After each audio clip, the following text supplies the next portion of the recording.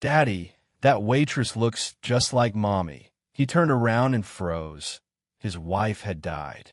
Why would a waitress bear an uncanny resemblance to a man's dead wife? When his daughter points her out, he's frozen by shock. But the real twist isn't just the look-alike. It's uncovering the dangerous secret his wife was hiding right before her fatal accident. Subscribe, like, and listen to the full story to discover the truth. The greasy scent of frying onions and stale coffee hung heavy in the air of Rosie's diner. A smell so familiar, it was almost comforting. Almost. Jim Harper traced the rim of his chipped mug, the lukewarm coffee doing little to warm the persistent chill he'd carried for 3 years. Across the red vinyl booth, his 7-year-old daughter, Emma, meticulously arranged her crayons by color, her small brow furrowed in concentration. Just a regular Tuesday night dinner, a small pocket of routine in a life fractured by loss. He forced a smile, about to ask her about school, when her small hand shot out, gripping his forearm with surprising strength. Her eyes, wide and fixed on something over his shoulder, mirrored a look he hadn't seen since Eliza. "Daddy," Emma whispered, her voice tight with awe and confusion. "Daddy, look. That waitress, she looks just like Mommy." A jolt, cold and sharp, shot through Jim. He froze, the half-formed question dying on his lips. Impossible. Eliza was gone. Killed instantly in a head-on collision 3 years, 2 months, and 5 days ago. A drunk driver, black ice, a nightmare call in the dead of night. The details were seared into his memory. Slowly, mechanically, heart hammering against his ribs like a trapped bird, he turned, and the world tilted. Standing by the counter, wiping it down with a practiced motion, was a woman. Mid-30s, maybe. Shoulder-length brown hair with the same slight wave Eliza's had. Framing a face with the same high cheekbones, the same curve of the mouth that quirked up slightly on one side when she smiled, even the same scattering of faint freckles across the bridge of her nose. She wasn't identical, not a mirror image, but the resemblance was so profound, so visceral, it stole the air from his lungs. It was like seeing a ghost bathed in the harsh fluorescent light of a roadside diner. The waitress looked up, her gaze sweeping casually across the room, and for a fraction of a second, her eyes met Jim's. They were blue, a startlingly bright blue, just like Eliza's. She offered a brief, polite smile to the room at large before turning back to her task, seemingly oblivious to the devastating impact her mere presence had unleashed. Jim remained frozen, his hand hovering over his coffee cup, the clatter and chatter of the diner fading into a dull roar. Emma was still staring, her mouth slightly open. "Daddy," she whispered again, tugging his sleeve. "It looks like her." He couldn't speak, couldn't breathe. Who was she? And how could she exist? Life after Eliza was a landscape rendered in shades of gray. Jim Harper navigated it day by day. His world narrowed to 2 essential coordinates. His auto repair shop, Harper Vosson's garage, a legacy from his own father, and his daughter, Emma. Willowbrook, the small, sleepy town where he'd grown up and where he and Eliza had settled, offered a comforting familiarity that sometimes felt like a cage. Its tree-lined streets, predictable seasons, and network of familiar faces provided stability for Emma. But for Jim, every corner held a ghost, every shared memory a fresh stab of pain. Eliza had been the color in his life, vibrant, funny, passionate about her work as a landscape designer, the grounding force in their family. Her death hadn't just broken his heart, it had fundamentally altered his reality. The accident investigation concluded swiftly, a tragic combination of speed, alcohol on the other driver's part, and treacherous road conditions on a remote county highway where Eliza had been returning from a client consultation. Case closed. Except for Jim, it never truly closed. The grief remained a constant companion, sometimes a dull ache, sometimes a suffocating wave that pulled him under. He threw himself into work, the smell of oil and gasoline, the satisfying logic of diagnosing a faulty engine, offering a temporary reprieve. His hands, calloused and capable, could fix almost any machine, but they couldn't mend the broken pieces of his own life or shield Emma from the gaping hole Eliza left behind. He managed the garage competently, earning enough to provide for Emma, keeping the lights on in the modest house Eliza had filled with plants and laughter. His interactions were mostly transactional: customers, suppliers, polite nods to neighbors. His social life had evaporated. Friends tried, initially inviting him out, offering condolences, but the chasm of his grief felt too wide to bridge. Eventually, the calls dwindled. His world became Emma. She was 7 now, a bright spark with her mother's inquisitive eyes and a resilience that both amazed and worried him. He packed her lunches, braided her hair, clumsily at first, attended parent-teacher conferences, read bedtime stories, doing his best to be both mother and father. He saw so much of Eliza in her. The way she tilted her head when thinking, her sudden bursts of laughter, her budding artistic talent. These glimpses were both a comfort and a torture. He worried constantly if he was doing enough, if he was honoring Eliza's memory, if Emma was truly okay beneath her brave facade. They had their routines: school days, homework, shared dinners, often simple, sometimes takeout, weekend visits to the park or the library. They rarely spoke directly about Eliza anymore. The pain was still too raw, the silence often easier than tears. But her absence was a palpable presence in their small house, in the empty space beside him in bed, in a way Emma would sometimes trace the frame of Eliza's picture on the mantelpiece with a small, hesitant finger. Willowbrook itself ambled along. Businesses opened and closed on Main Street. High school football remained the main event on Friday nights, and gossip traveled fast. Jim kept mostly to himself, a familiar figure but increasingly remote.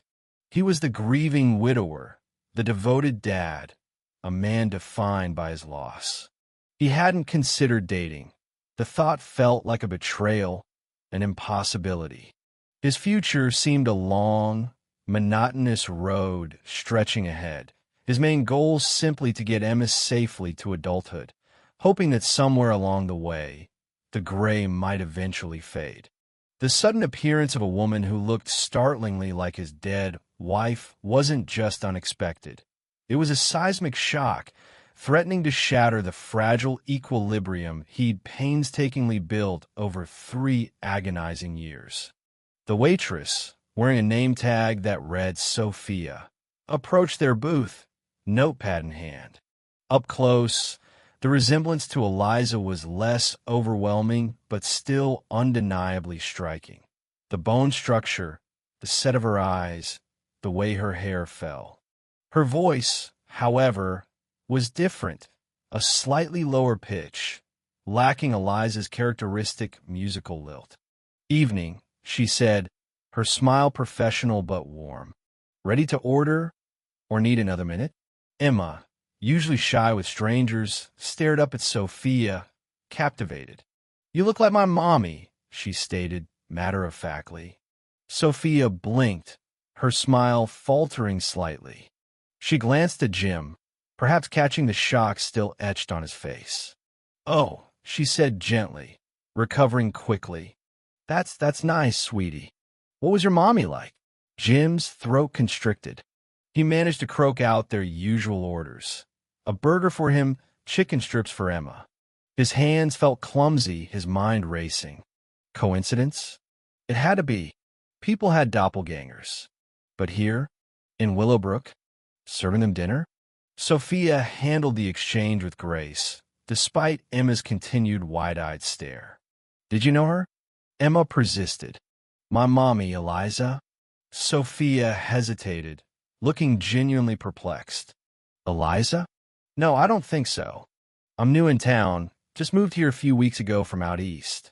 She scribbled down their order and retreated towards the kitchen, leaving a vortex of confusion in her wake.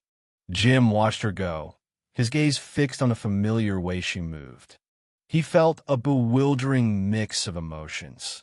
The raw, resurfacing grief hitting him like a physical blow, disbelief, intense curiosity, and underneath it all, a flicker of something he couldn't name. Not attraction, not yet, but a disturbing pull towards this echo of his lost wife. He tried to focus on Emma, explaining gently that sometimes people just look alike, that it didn't mean anything. But Emma wasn't easily dissuaded. But really alike Daddy. Throughout the meal, Jim couldn't take his eyes off Sophia.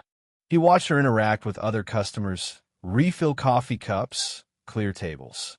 Every familiar gesture, a tilt of the head, a quick tuck of hair behind the ear, sent a jolt through him. It was agonizing, like watching a distorted reflection of his past. He barely tasted his food. When Sophia brought the check, she offered Emma a small, genuine smile. "It was nice meeting you, Emma. You take care." As they left the diner and stepped out into the cool night air, Jim felt profoundly unsettled. The brief encounter had ripped open old wounds, leaving him raw and disoriented. Who was Sophia? Was her resemblance to Eliza truly just a cruel twist of fate? Or was there something more to it?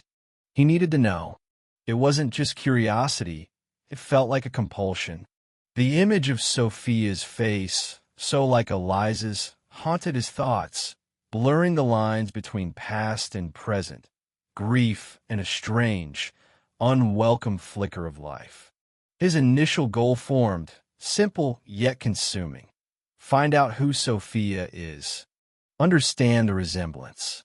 He needed context, an explanation, anything to anchor himself back to reality. He couldn't let it go. For his own sanity, and perhaps even for Emma's sake, he had to understand the woman who looked like his dead wife. His first step would be simple: go back to the diner. Alone. Returning to Rosie's the next day during the quieter mid-afternoon lull felt like stepping onto unstable ground. Jim ordered coffee he didn't need, his eyes scanning the diner until he spotted Sophia clearing a table near the back. Taking a deep breath, he walked over. "Excuse me, Sophia." She looked up, recognition flickering in her eyes, followed by a hint of caution. "Hi," she said, her professional smile firmly in place. "Can I help you?" "Jim Harper. My daughter Emma and I were in last night." He gestured vaguely. "Right," she nodded slowly. "The little girl who thought I looked like her mom. She's adorable." "Yeah, well," Jim hesitated, feeling awkward. "Look, I know this is weird, but the resemblance, it's uncanny. My wife, Eliza, she passed away 3 years ago." Sophia's expression softened with genuine sympathy. "Oh, I'm so sorry to hear that. That must have been startling for you both last night." "It was," Jim admitted. "I guess I was just wondering, you said you're new here?" Sophia leaned against the edge of the table, wiping her hands on her apron. "Yeah, moved here about a month ago from Pennsylvania. Needed a change of scenery, quieter pace. Found this job while I looked for something more permanent, maybe office work." Her story seemed straightforward, unremarkable. She spoke easily, meeting his gaze directly. There were no obvious signs of deception. Yet, the resemblance itself felt like a riddle. They talked for a few more minutes, small talk about Willowbrook, the weather, the challenges of starting over. Sophia mentioned wanting to find a place to take art classes, a detail that snagged in Jim's mind. Eliza had loved painting. Coincidence? Or his grieving mind projecting? He left the diner feeling marginally better, but no closer to an explanation. It seemed to be just that, a bizarre, painful coincidence. He tried to put it aside, focus on work on Emma. But Emma wouldn't let it go. "Can we go see Sophia again, Daddy? At the diner?" She was nice. Jim hesitated, torn between protecting himself from the painful reminder and indulging Emma's fascination. He found himself making excuses to swing by Rosie's, forgetting napkins for the garage, needing coffee, just to catch another glimpse, searching Sophia's face for he didn't know what. Each time, the resemblance struck him anew. He learned small details. She was renting a room above the bakery. She liked hiking. She hummed off-key while working small, humanizing details that warred with the ghost of Eliza she evoked. Complications arose quickly. Emma started asking to go to Rosie's for every meal. When Jim refused, she grew quiet and withdrawn. He felt a pang of guilt. Was denying her access to this woman, this echo of her mother, cruel? Then Victoria, Eliza's mother, arrived for her monthly visit. Victoria was a well-meaning but sharp-edged woman, fiercely protective of Eliza's memory and deeply involved in Emma's life. Jim knew he had to mention Sophia before Victoria heard about her through the Willowbrook grapevine. He casually brought it up over dinner, downplaying the resemblance. But when Victoria insisted on going to Rosie's the next day for lunch, Jim's anxiety spiked. As soon as Sophia approached their table, Victoria gasped, her hand flying to her mouth. The color drained from her face. Unlike Jim, Victoria didn't see a resemblance. She saw an imposter. Later, back at Jim's house, Victoria confronted him, her voice trembling with anger and suspicion. "James, who is that woman? It's unnatural. Is she related to Eliza? Did Eliza have family we never knew about?" Jim explained Sophia's story, emphasizing the coincidence angle. Victoria wasn't buying it. Coincidence? Don't be naive. She looks exactly like her. She's doing it deliberately, I tell you. Try to worm her way in. You need to stay away from her, for Emma's sake. It will only confuse the poor child. Victoria's reaction amplified Jim's own unease. While Sophia seemed genuine, was it possible Victoria was right? Could someone intentionally mimic Eliza? The idea seemed outlandish, yet the resemblance was too powerful to ignore completely. Jim found himself watching Sophia more closely during his infrequent visits to the diner. He noticed small things, a fleeting sadness in her eyes when she thought no one was looking, a slight jumpiness when the diner door opened suddenly. Was it just the stress of a new town and a low-paying job, or something more? The biggest complication remained his own internal conflict. He was undeniably drawn to Sophia, not just physically, but by her quiet warmth and the way Emma blossomed under her attention.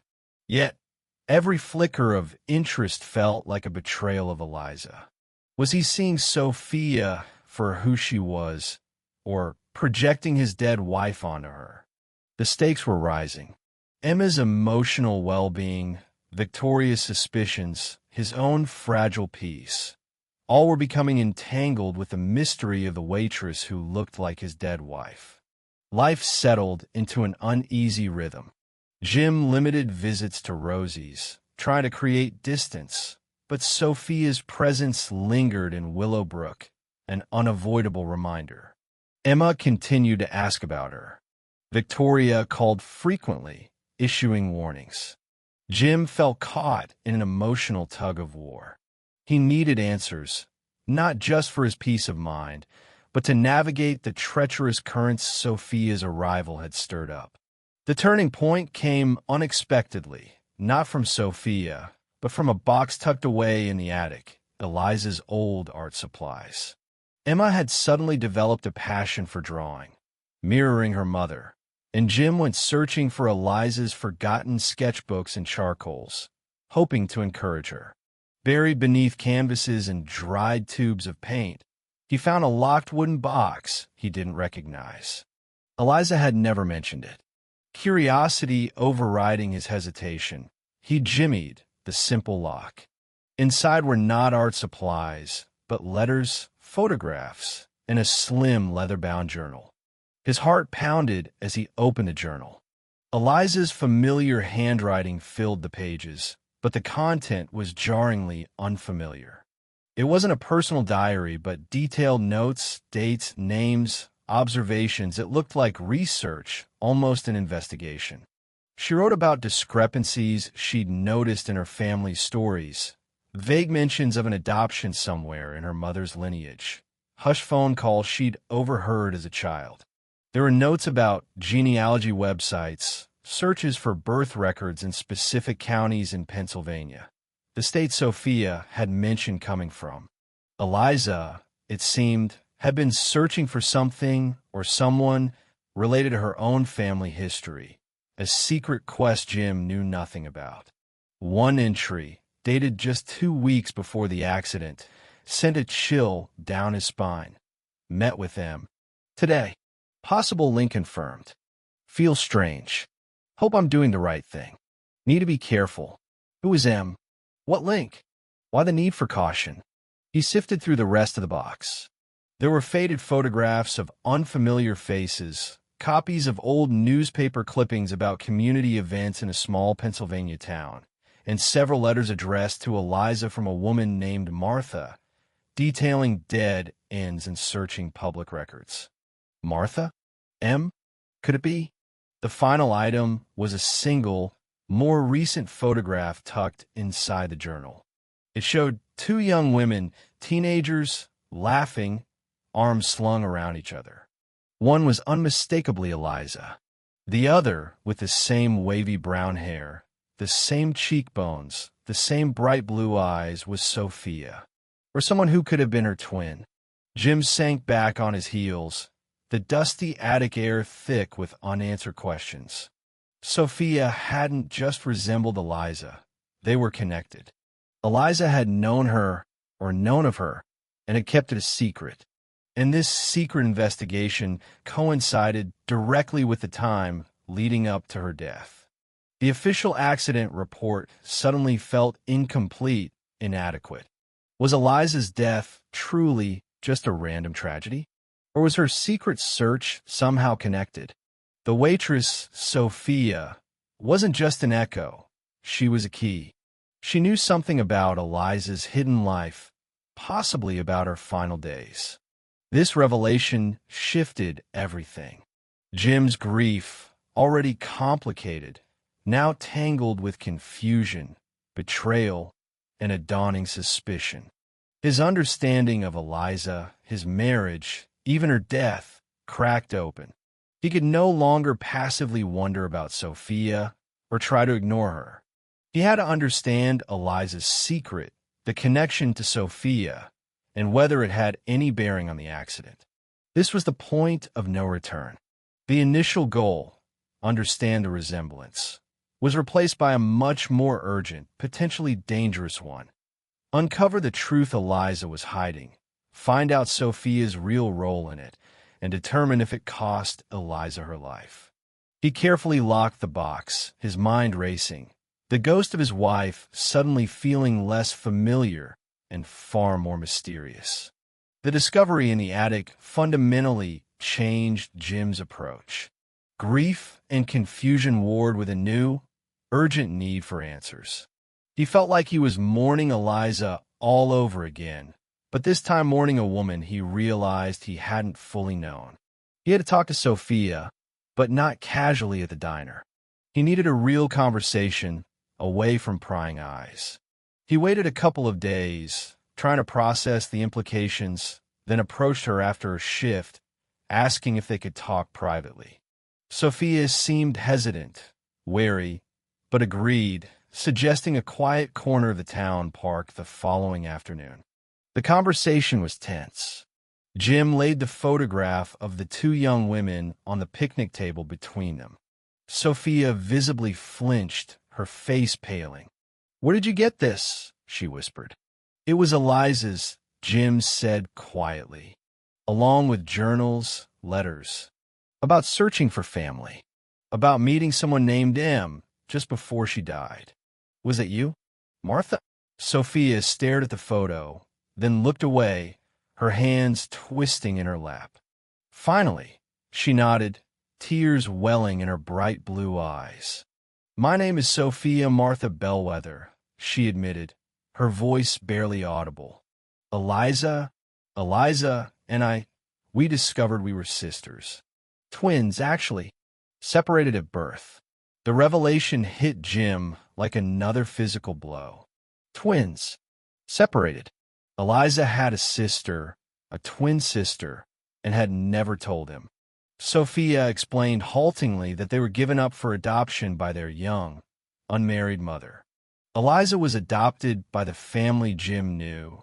Sophia, given the name Martha by her adoptive parents, though she later went by Sophia, was adopted by a family in Pennsylvania. They found each other through a DNA registry service and ancestry research just 6 months before Eliza's death. Eliza, Sophia explained, was hesitant to reveal the truth, especially to her mother, Victoria, who she feared wouldn't handle it well. She was also overwhelmed by the discovery herself.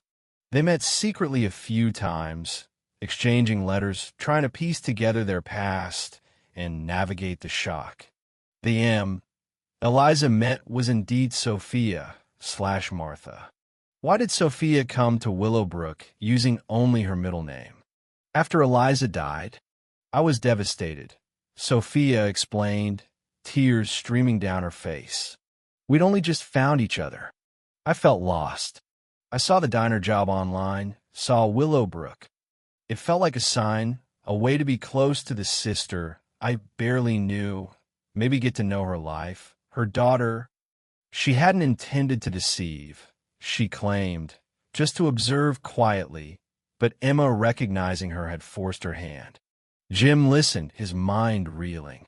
Eliza having a secret twin explained the resemblance, but it opened a Pandora's box of other questions. Why the intense secrecy? Was Victoria involved in the original separation? And did this earth-shattering discovery contribute to the accident? Was Eliza distracted, upset? He revisited the accident report online. Single car, head-on collision with a drunk driver on County Road 12. Eliza killed instantly. The other driver, Peterson, survived with injuries, served a short sentence. It seemed tragically straightforward. Yet, Eliza had been investigating her past, meeting her secret twin. Could her mind have been elsewhere? Was she on that specific remote road for a reason connected to her search? Jim felt a growing unease about the official narrative. He started digging, subtly at first. He spoke to Sheriff Brody, who had handled the initial investigation, asking if anything seemed unusual at the scene. Brody was sympathetic but dismissive. Tragic case, Jim, but clear-cut. Peterson was drunk, crossed the line. Nothing suspicious. Jim tried talking to Victoria, carefully probing about Eliza's mood in the weeks before the accident. Mentioning Eliza seemed preoccupied. Victoria became defensive immediately. She was fine, planning a garden expansion, excited about Emma starting school. Don't you dare suggest otherwise, James. Her fierce denial felt disproportionate, protective of a perfect memory. Sophia, now that the initial truth was out, became a reluctant source. She admitted Eliza seemed stressed, torn about revealing the secret, especially worried about Victoria's reaction. They had planned to meet again the week after the accident occurred. Sophia provided the name of the small town in Pennsylvania where she grew up, where their birth mother was supposedly from. Jim's internal conflict raged. He was angry at Eliza for the secrecy, confused by Sophia's presence, and deeply unsettled about the circumstances of the accident. He needed a clearer picture. His new plan: travel to Sophia's hometown in Pennsylvania, visit the locations Eliza mentioned in her journal, and see if local records or residents held any clues about Eliza's secret search or their birth mother. It felt like chasing ghosts, a risky trip away from his business and Emma, but he couldn't shake the feeling that the full truth wasn't buried with Eliza. It was waiting to be unearthed. The decision to go to Oak Haven, Pennsylvania, felt both necessary and reckless. Jim arranged for a trusted former employee to manage the garage and asked a reluctant Victoria to stay with Emma, framing the trip as unavoidable business. He knew Victoria's presence would be tense, but he needed Emma cared for. He invited Sophia to come along. She knew the town, the people, the context. After much hesitation, torn between her own painful past and a sense of obligation to Eliza's memory, she agreed.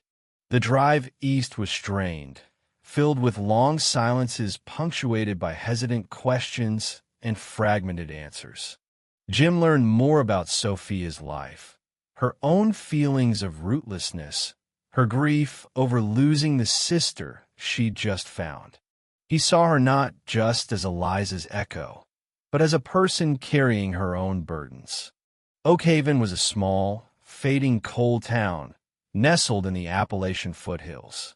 Using Eliza's journal entries and Sophia's childhood memories, they started their search. They visited the local library, poring over microfiche records and town archives. They found Sophia's adoption records easily enough, but Eliza's were sealed or missing. They located the address Eliza had noted for their supposed birth mother, only to find a vacant lot where the house had burned down years ago. Dead end after dead end. Frustration mounted. Jim felt the trip might be a waste of time and money he couldn't afford. Sophia grew increasingly withdrawn, the ghosts of her own past surfacing. Their investigation wasn't entirely fruitless. However, an old librarian, intrigued by their search, recalled vague rumors from decades ago about a local girl who'd gotten pregnant and sent away, her family hushing it up. She remembered the family name, Albright, the same name Eliza had circled in her journal. Following this thread, they found an elderly woman named Clara Albright listed in the phone book, potentially a distant relative. Visiting Clara proved to be the most significant escalation. She was frail but sharp-eyed, initially guarded. When Sophia gently explained who they were, showing the photograph, Clara's eyes filled with a mixture of shock and sadness. She confirmed the librarian's story. Her cousin, a young girl named Evelyn, had indeed gotten pregnant out of wedlock. The family, deeply religious and concerned with appearances, arranged for Evelyn to give birth secretly and had the twins adopted out separately through a private arrangement managed by Evelyn's imposing mother, Eliza and Sophia's grandmother. But Clara revealed the most crucial piece. Evelyn hadn't just given them up. She had tried desperately to find them years later, writing letters, making inquiries, only to be constantly blocked by her own mother. Evelyn had died of cancer 5 years ago, never knowing if her daughters were safe or happy. Eliza, Clara explained, had contacted her just months before her death, seeking information about Evelyn. Clara had shared what little she knew. The final, chilling detail came when Clara mentioned Evelyn's mother, the twins' grandmother. She never forgave Evelyn, Clara whispered, controlled everything. Even after Evelyn died, she held on to all her papers, letters, said some secrets were best left buried. This grandmother was still alive, living in a nursing home nearby. The tension ratcheted up. The secret wasn't just about adoption. It involved family shame, control, and decades of enforced silence, orchestrated by a matriarch who might still be guarding those secrets fiercely. Jim felt closer to understanding Eliza's stress and secrecy. She hadn't just found a sister. She'd stumbled into a complex, painful family drama, potentially angering a powerful figure by digging into the past. Could this grandmother have somehow interfered? Or was the stress of it all the real catalyst? This felt like the final piece. They had to speak to the grandmother. Jim felt a dark night of the soul moment on the drive to the nursing home. Was this worth it? Dredging up this pain? What would the truth achieve now, other than potentially hurting Emma and staining Eliza's memory? He looked at Sophia, her face pale but resolute. They owed it to Eliza and to Evelyn to see it through. They arrived at the nursing home, steeling themselves for a confrontation with the woman who had shaped and perhaps shattered so many lives. Eleanor Albright, Eliza and Sophia's maternal grandmother, was formidable even in her 90s, sharp-eyed and imperious in her wheelchair. When Jim and Sophia introduced themselves, explaining their connection through Evelyn and showing the photograph, Eleanor's face hardened, but there was no shock of discovery. She knew. She'd always known about them, monitored them from afar through intermediaries over the years, ensuring the family's secret remained buried. She admitted coldly to orchestrating the separate adoptions, believing it was for the best, sparing the family shame and giving the girls better lives than her wayward daughter Evelyn could have provided. She confirmed blocking Evelyn's attempts to find them. When Jim gently asked about Eliza contacting her shortly before her death, Eleanor's composure cracked slightly. Yes, Eliza had found her. She'd come asking questions, demanding answers about Evelyn, about the adoption. Eleanor described Eliza as emotional, insistent, dredging up things best left forgotten. Eleanor admitted they argued fiercely. She told Eliza to stop digging, to be content with the life she had, warning her that pursuing this would only cause pain. The final, heartbreaking piece fell in a place not with malice, but with callous indifference. Eleanor revealed that after their argument, Eliza left, visibly distraught. Later that same day, Eleanor received a call from one of her contacts confirming Eliza had been seen driving erratically on County Road 12, hours before the accident occurred miles away from where she should have been. Eleanor had kept this information to herself, rationalizing that the official drunk driving explanation was simpler, cleaner. She hadn't caused the accident, but her confrontation, her refusal to offer compassion or truth, had clearly sent Eliza into emotional turmoil, likely contributing to her distressed state behind the wheel on that icy night. There was no conspiracy, no murder, just the devastating ripple effect of decades of secrets, control, and withheld love. Sophia wept silently, mourning the grandmother she never knew and the mother she barely got to meet.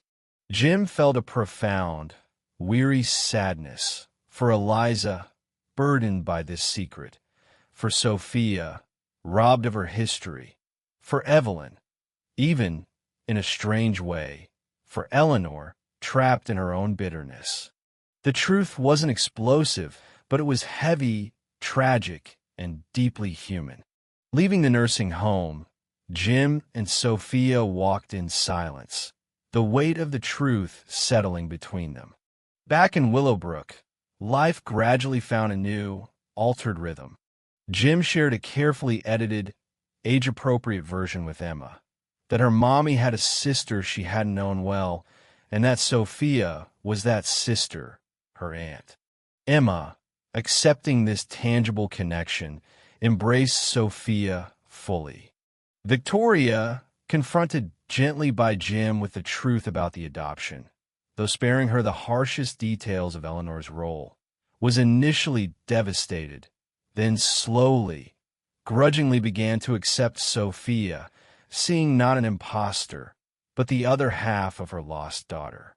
The knowledge of Eliza's secret search and the emotional turmoil preceding her death allowed Jim to finally process his grief in a new light. He mourned not a perfect idol, but a complex woman he loved deeply, a woman who carried hidden burdens. It didn't lessen the pain, but it made it more complete, more real. His anger faded, replaced by a deeper understanding and empathy. He established a fragile peace with Eliza's memory, acknowledging her flaws alongside her virtues. Sophia decided to stay in Willowbrook. Working at the diner no longer felt right, so she found a job assisting at the local library, indulging her quiet love for books. She and Jim began building a tentative friendship, grounded in their shared connection to Eliza and the truth they had uncovered together. There was no immediate romance. The shadows of the past were too long for that. But there was mutual respect, support, and the possibility of something more, someday, built on honesty rather than resemblance. Jim continued running the garage, being a father to Emma. The gray hadn't entirely vanished from his world, but discovering the truth, however painful, had let some light back in. He, Emma, and Sophia became a familiar sight around town, an unconventional family forged by loss, secrets, and the surprising, resilient power of connection.